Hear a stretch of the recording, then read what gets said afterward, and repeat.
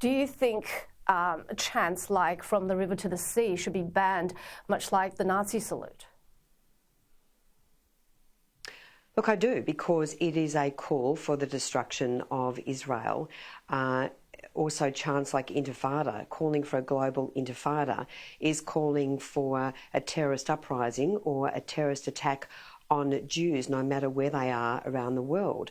So, of course, free speech and academic freedom is fundamental on university campuses, but so is the right to go about your studies peacefully, to learn in an environment which is peaceful, which does not disrupt your learning, and which does not subject you, as is happening with so many Jewish students, to unmitigated hate and harassment and intimidation.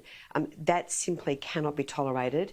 The universities are, some are doing an okay job, some are doing a terrible job at enforcing their own guidelines, including investigations for misconduct. I mean, look what's going on in the United States, Leigh. Some universities are taking a very hard line. They're saying, if you want to intimidate and harass others, you are not welcome on our campus and you will be banned. We need to see our universities step up, and I think our Senate inquiry is a really important part of that process. Do you think there is the same level of anti-Semitism as there is Islamophobia? And if so, are Muslims feeling intimidated as well?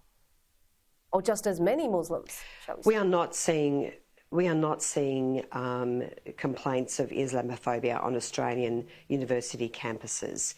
And that's why this Senate inquiry is a real test of leadership for the Prime Minister, Anthony Albanese, who has said he will not tolerate anti-Semitism. Of course, we've seen a very weak and frankly pathetic Education Minister who has implicitly greenlit hate speech on university campuses. He has really got to step up. The government has got to step up, and that's why I'm hoping we will get bipartisanship and, in fact, support from all senators right across the Parliament.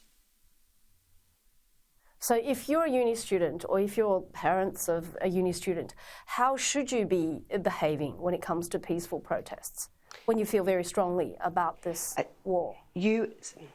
So I'll just use the University of Sydney's Freedom of Speech Guide, which is particularly aimed at student activists and protesters. It makes it very clear that free speech is fundamental, but they cannot cross the line. So when speech becomes intimidatory or imbued with hatred or incitement, that is prohibited at the University of Sydney, and yet the university is not taking appropriate action against these students. Every student has a right to be safe on a university campus. That's the fundamental premise. And Jewish students and Jewish staff are not safe, particularly at Sydney Uni and Melbourne Uni. And Monash is also running out of control, though I have to say the Vice-Chancellor there is taking some very tough action. There was a terrible incident where a young Jewish student was surrounded by protesters. He had a speaker held to his ear.